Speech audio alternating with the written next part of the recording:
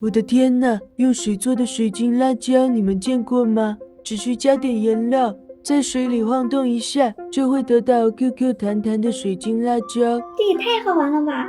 今天我也来挑战一下，做各种好玩的水精灵，看看能不能成功。我买了一堆的模具，就是没有小辣椒的，有一半是水果模具，还有一半是小动物模具。那就先做个胡萝卜的看看。准备一包氯化钙，还有各种颜料，把氯化钙倒入碗里，加入清水，然后搅拌一下，使氯化钙完全溶解。把模具放进去浸泡一下，用刷子稍微清洗一下，然后把模具拿出来，再给它挤上对应的颜色。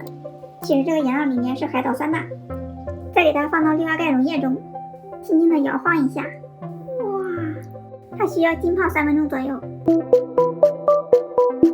拿出来看看，哇，真的做成功了，看着好圆润啊 ，QQ 弹弹，好漂亮啊。那我们把剩下这几个全都做出来，把它们先都放进去，和刚才一样的步骤。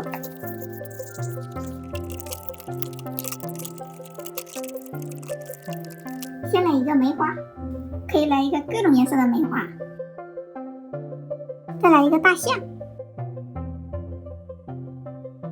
一个手掌，可以发挥你的想象，创造出与众不同的动植物。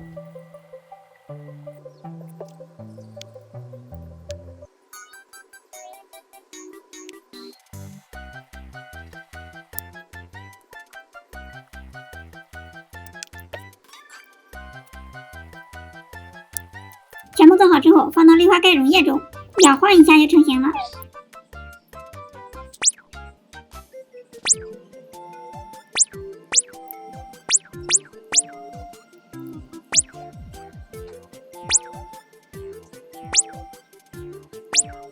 Later， 哇，这也太好看了吧！把它们都捞出来。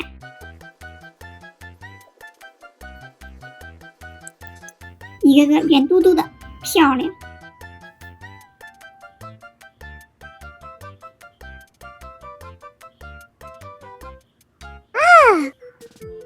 这些真的太可爱了。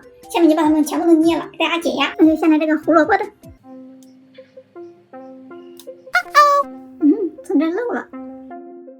哇，像小蝌蚪一样，小的也能捏。哦，真的好远啊！每次都不知道从哪爆出来，滑了。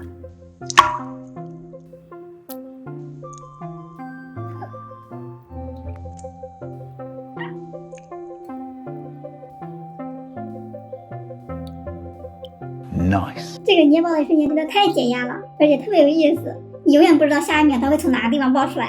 现在颜料还剩这么多，那下次就用这些颜料挑战做一个巨无霸水球。大家给点个小心心支持一下吧，拜拜。